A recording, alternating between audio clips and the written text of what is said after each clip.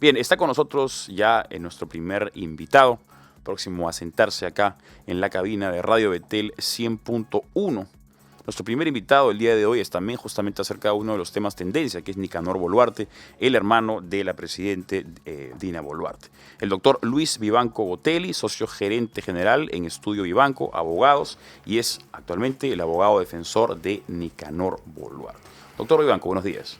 Pancho, buenos días, qué gusto. Igualmente. ¿Dónde está el señor Nicanor Boluarte? Es la pregunta que se hace muchos peruanos. Es una pregunta bastante recurrente en los últimos días, pero lamentablemente no tengo una respuesta para ello. Yo hace varios días no tengo contacto con el señor y la verdad es que ignoro dónde se encuentra en este momento. Hasta antes de que el señor hubiera o dejara de estar en un sitio específico o se conociera su paradero, la manera en la que tú te comunicabas con él era recurrente todos los días, Sí, esporádicamente.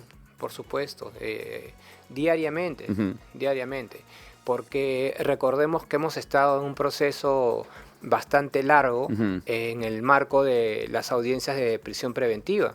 Ya hemos tenido audiencias diarias, entonces cada audiencia implica pues un trabajo de seguimiento, análisis, atención de argumentos y contraargumentos. Y toda esa, digamos, información se comparte con el cliente de manera constante, ¿no? ¿Ha sido un proceso injusto desde tu punto de vista?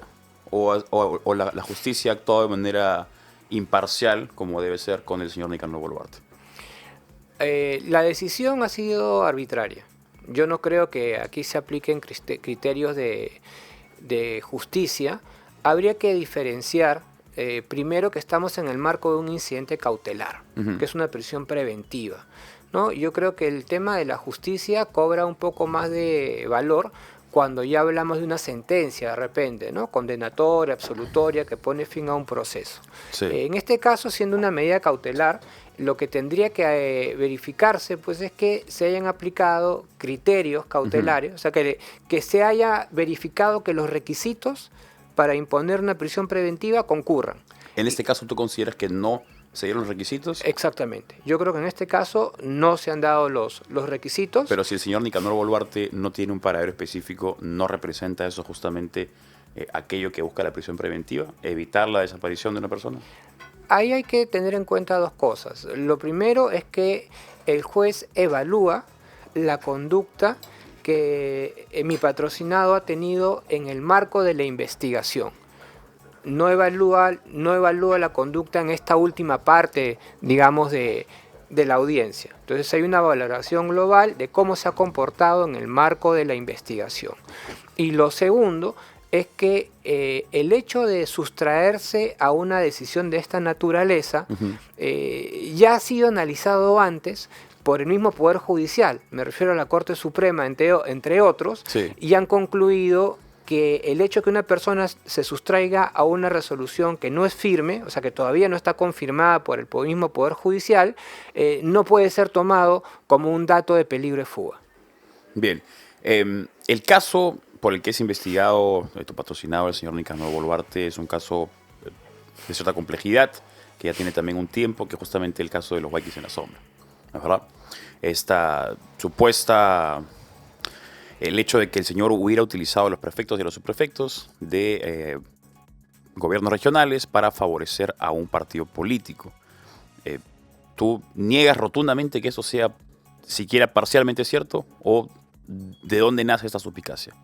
A ver, es decir que mi patrocinado tiene alguna relación directa o indirecta usando prefectos para favorecer a un partido es incorrecto. Es incorrecto. Eso es incorrecto. La imputación pasa por que se habrían utilizado prefectos o subprefectos para la formación de un partido político, que finalmente nunca se llegó a formar. Entonces, eso es falso, según claro, o sea, defensa. según la imputación, todo este entramado de designaciones irregulares o interferencia en designaciones de estos funcionarios tenía como objeto la conformación de un partido político, que es el famoso partido CPP. Sí. Ese partido que nunca se llegó a formar, por cierto. Entonces, aquí hay que hacer una distinción. Porque sí es verdad que mi patrocinado tiene un nivel de relación con comités ciudadanos, que son un rezago de organizaciones que apoyaron durante la campaña del presidente Pedro Castillo.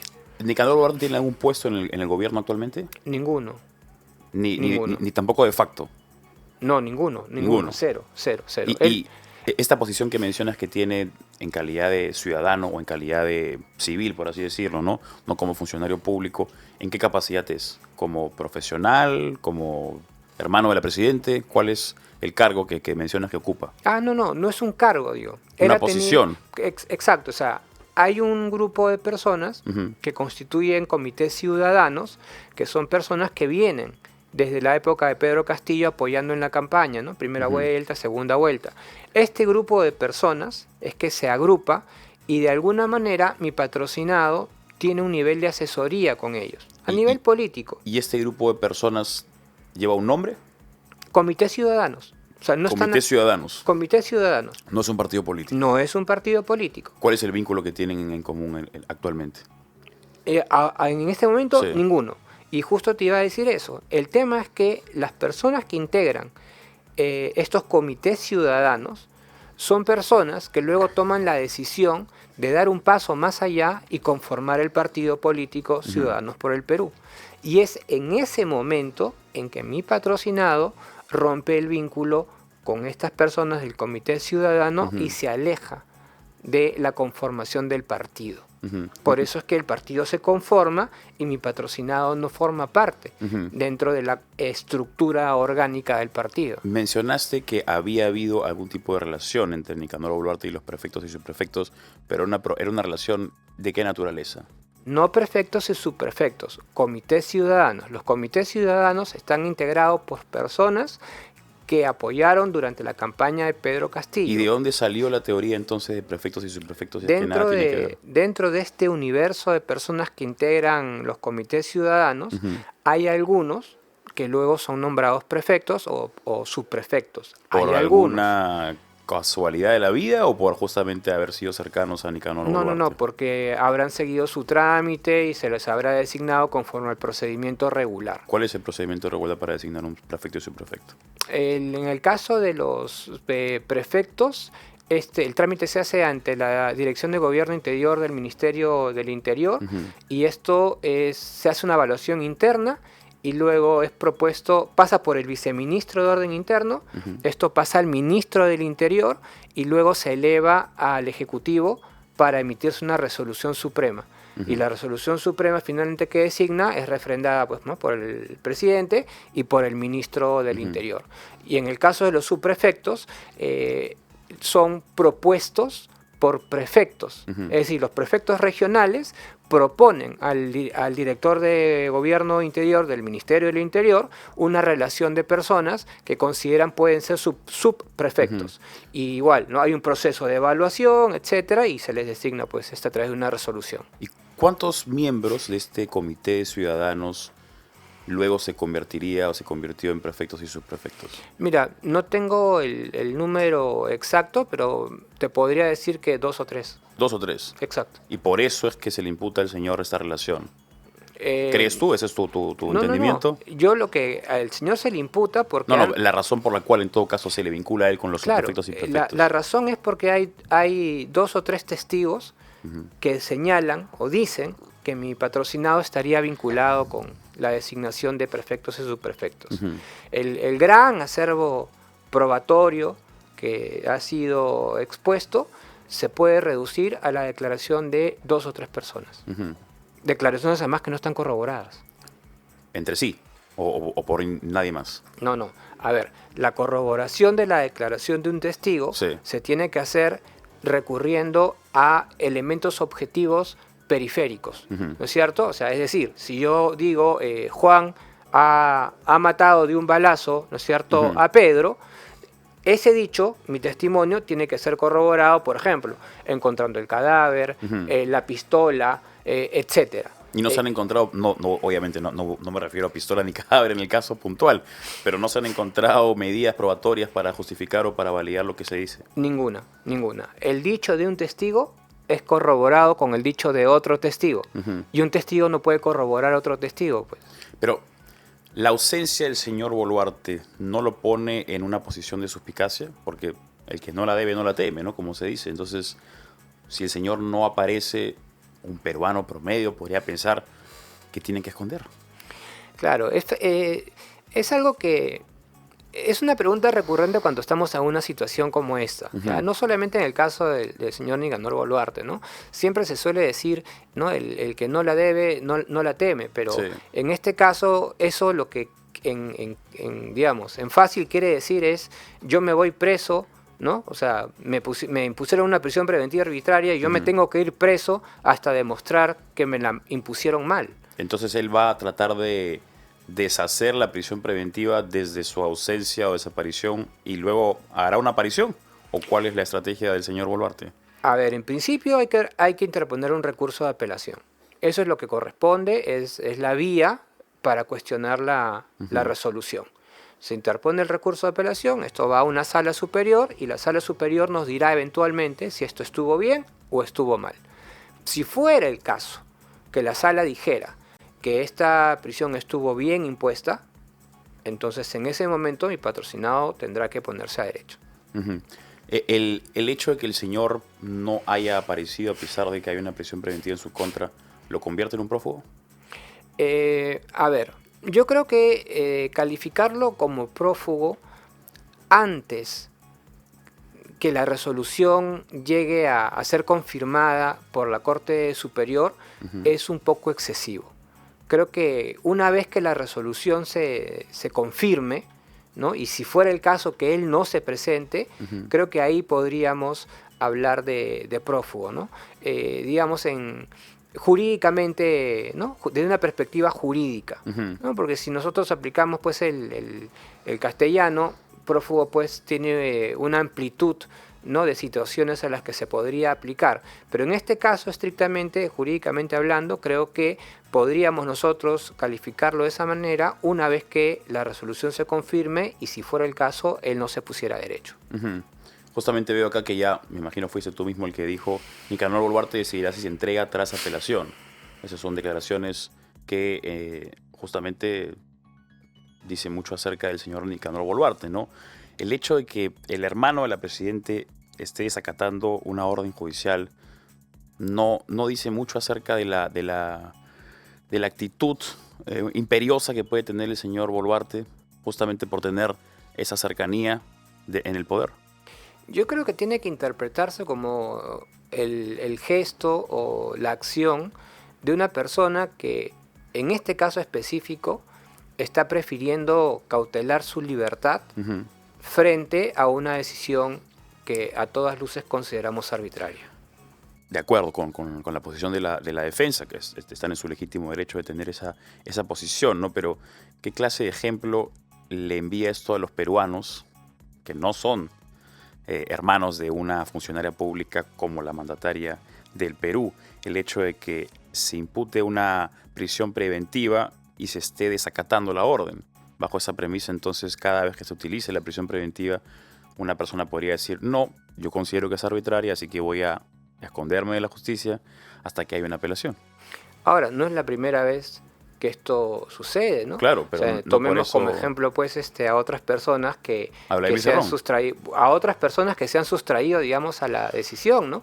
En este caso, al señor le imponen una carga específica innecesaria por ser hermano de la presidente. Entonces, porque es hermano de la presidente, tiene poder de facto. Porque es hermano de la presidente, se tiene que entregar. Ujú. Porque es hermano de la presidente, está dando un mal ejemplo. Entonces, tengamos un tratamiento, ¿no? Objetivo, vinculado al caso y alejémoslo de la figura de su hermana, en este caso la presidenta, que no tiene nada que ver con el caso. Tiene mucho que ver con el caso, ¿no? Porque justamente es el vínculo que hay entre los hermanos, lo que arma el caso en contra del señor Nicanor Boluarte. Pero ¿no crees tú verdaderamente que sí debería dar el ejemplo? Porque justamente lo que se quiere evitar acá es lo que hemos visto que ha ocurrido en el pasado, ¿no? Que hemos tenido una seguidilla de presidentes, una seguidilla de mandatarios y de políticos que justamente han aprovechado la posición que tienen en el poder y esto viene tal vez todos los presidentes de este siglo, o algunas excepciones en particular, pero sería bastante honorable o por lo menos deseable que el hermano de la presidente demuestre justamente esa transparencia, esa falta o esa ausencia de corrupción que dice tener, dice caracterizarlo, y se apersone, ¿no? Para que no haya estas suspicacias de que se está tratando a una persona de manera distinta justamente por la posición cercana que tiene la mandataria. Claro, mira, empezando, digamos, no hay una imputación de corrupción Ujú. en estricto, ¿ya? Pero yo sigo sosteniendo que debemos esperar a que esta decisión sea revisada por el Poder Judicial Ujú. antes de dar muestras, digamos, pues, ¿no? de sometimiento, de imparcialidad, de ejemplo, pues, al acatamiento de algunas normas, porque consideramos que es necesario que el Poder Judicial revise esta decisión. ¿Cuándo va a Y, revisarlo? mira, esa es una pregunta complicada porque se tiene que interponer el recurso de apelación, Ujú. esto tiene que correr un trámite y ese trámite no es inmediato. Entonces es probable que desde el momento en que se interpone la apelación hasta el día en que se fije fecha para la audiencia que la va a revisar, puedan pasar casi 2 meses, 2 meses. aproximadamente. El hecho de que estemos cerca a fin de año con las fiestas, eso también perjudica un poco la prolijidad del Poder Bueno, Judicial. más allá más allá de la fiesta, yo pondría atención en la agenda Ujú. de la sala, ¿no? O sea, para nadie pues es nuevo que el Poder Judicial está cargado de cosas, ¿no? Entonces Ujú. estoy seguro que la sala debería tener agendadas un montón de audiencias de distintos temas y tendremos que esperar pues nuestro turno para que podamos ser atendidos, ¿no? Ujú.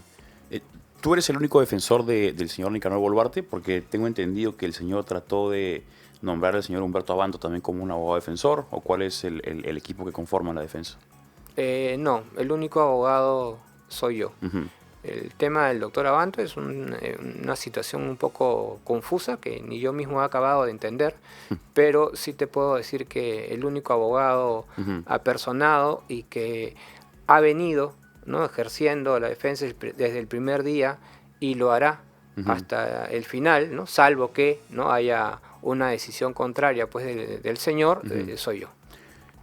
¿Cómo llegó cómo llegaste a conocer tú al señor Nicanor Boluarte? ¿Cómo es esa cercanía? En realidad no es que lo llegué a conocer, sino que su familia, concretamente su esposa, se puso en contacto conmigo para pedirme que por favor evalúe tomar la defensa. Recién lo conociste cuando el caso ya estaba, digamos, avanzado. Sí, claro, lo conocí cuando ya estaba detenido. Ujú. Entonces, el día de la detención entiendo que la familia estuvo buscando o evaluando Ujú. contratar varios abogados. Sí. Entonces, esa fue una labor que llevó a cabo la señora, la esposa y el hijo. Creo Ujú. que entrevistaron a 2 o 3 personas y luego la señora se puso en contacto conmigo, ¿no? Entonces conversamos, me pareció que era un caso defendible, Ujú. en ese momento había una detención preliminar y así como fue como, ¿no? Me apersoné, interpuse mi Ujú. apelación y hemos empezado a trabajar.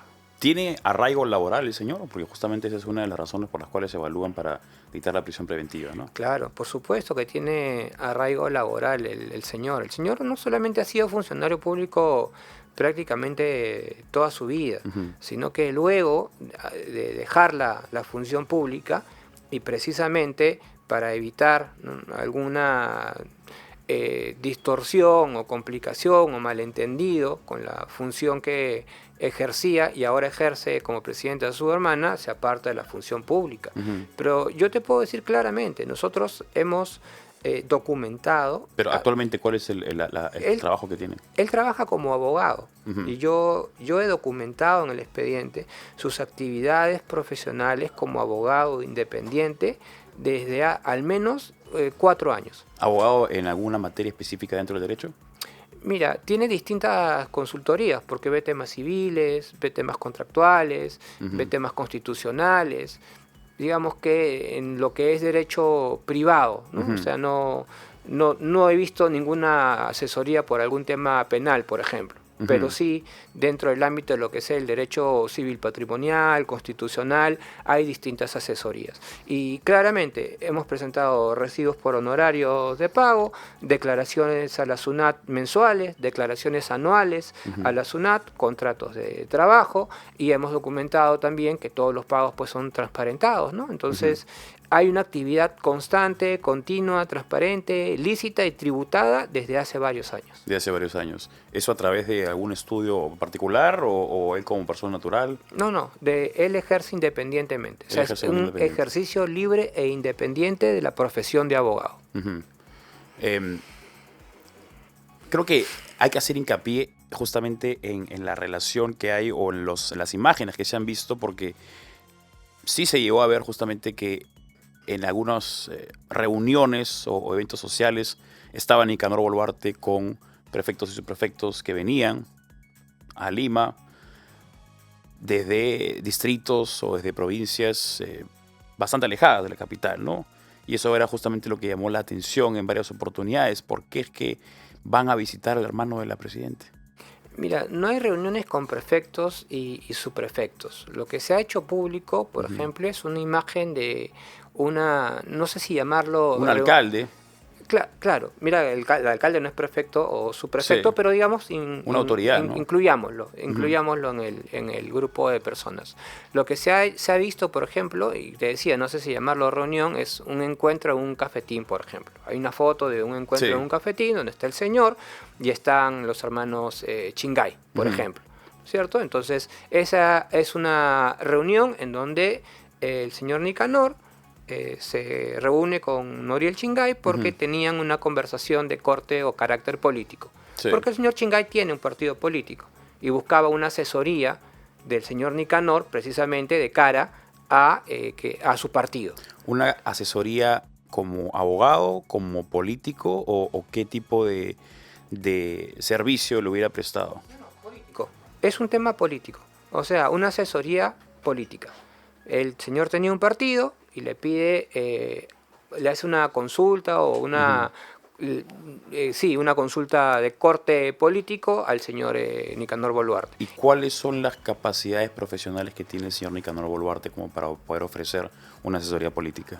Bueno, de alguna forma pues ha participado, es experto en gestión pública y ha participado pues de alguna manera apoyando al menos la primera vuelta de la campaña electoral en la que ganó el presidente Castillo, ¿no? ¿Cuál fue su rol en la campaña? Mira, no lo sé específicamente, pero sí sé que ha participado, por lo menos en la primera vuelta, pero ha participado de alguna forma apoyando, ¿no? ¿En la organización o era un militante, un simpatizante, un elector? Es un apoyo, digamos, no orgánico, ¿no? No orgánico, pues no tiene una vinculación orgánica con el partido, pero sí ha participado pues activamente apoyando dentro de sus posibilidades, ¿no? Entonces algún nivel de experiencia tiene por haberse vinculado con la campaña y esa es estrictamente la razón por la que se reúne con el señor Chingay, ¿no? Bueno, y hay otros personajes que aparecen, pero en todo caso... ¿Y no se reunió con él por el hecho de ser hermano de la presidenta? No, eso no es de esa forma. Y en todo caso lo que yo decía es que es un encuentro. Un encuentro. O sea, un encuentro. Entonces, la imputación dice que se han nombrado, ¿no es cierto?, en los últimos casi 3 años, se han nombrado al menos, dentro de la lista de nombres que han identificado, como unas 60 personas. Entonces, un encuentro en un cafetín no te marca una base probatoria suficiente para que tú puedas deducir que había una interferencia en el nombramiento de casi 60 personas. Por ejemplo, a mí me hubiera gustado que la Fiscalía cite a alguno de esos 60 funcionarios que fueron designados, pero la Fiscalía ni siquiera los ha citado. Ha convocado a sus 2 o 3 testigos que han dicho, sí, ha habido interferencia. ¿A quiénes han nombrado? Y han dado una lista de nombres. Entonces, lo lógico, desde una perspectiva de investigación, es que si un testigo me dice que a un señor lo han nombrado ilegalmente, yo lo convoque y le pregunte. Y le diga, señor, a usted, ¿no? ¿Quién lo nombró? ¿Cómo lo nombró? ¿A quién conoce? ¿No? Conoce a Nicanor Boluarte, conoce a Ortiz Marrero, conoce a fulano de tal. Pero en este caso eso no ha pasado. Por eso es que toda mi articulación en el marco de la defensa no pasa por desmerecer los elementos de convicción. Es decir, yo no digo que no sirvan, yo no digo que la Fiscalía no haya hecho algún nivel de trabajo, pero lo que sí estoy seguro es que lo que ha presentado no es suficiente para justificar una prisión preventiva. Mira tú que el estándar es bien alto. Sí. ¿No? Bajo el título de elemento de convicción grave, fuerte, vehemente, el estándar es casi el de una sentencia, ¿no? Estamos por arriba de una acusación, y eso no se ve en este caso. Bien, ¿veremos al señor Nicanor Boluarte en lo que resta del año o no aparecerá hasta que se entregue la apelación? Mira, todo hace presumir, parecer, que vamos a esperar a que la apelación se resuelva en el Poder Judicial, ¿no? Si él tomara una decisión distinta, una determinación, ¿no? En otro sentido, lo sabremos, pero en principio yo creo que vamos a esperar al resultado de la apelación. Si tú conocieras su paradero, ¿estarías en obligación de mencionarlo o por el hecho de ser su abogado hay algunas libertades que pueden permitirte? No, hay un tema de secreto profesional entre relación cliente y abogado, ¿no? No tendría la obligación de hacerlo, pero felizmente no lo sé. Entonces, en este país claro. Es complicado, ¿no? Porque independientemente que pueda ser el ejercicio, ¿no?, legítimo de un derecho profesional entre cliente y abogado, estoy seguro que si yo hubiera tenido algo que ver o supiera dónde está, ya estaría ahorita imputado por encubrimiento y estaría sentado, ¿no?, seguramente en el FICOP explicando. Entonces, para evitar problemas, distorsiones y malos entendidos, soy absolutamente sincero, no sé dónde se encuentra el señor Boluarte. Bien, ¿dónde se encuentra el señor Boluarte? Es la pregunta que se hacen muchos peruanos el día de hoy.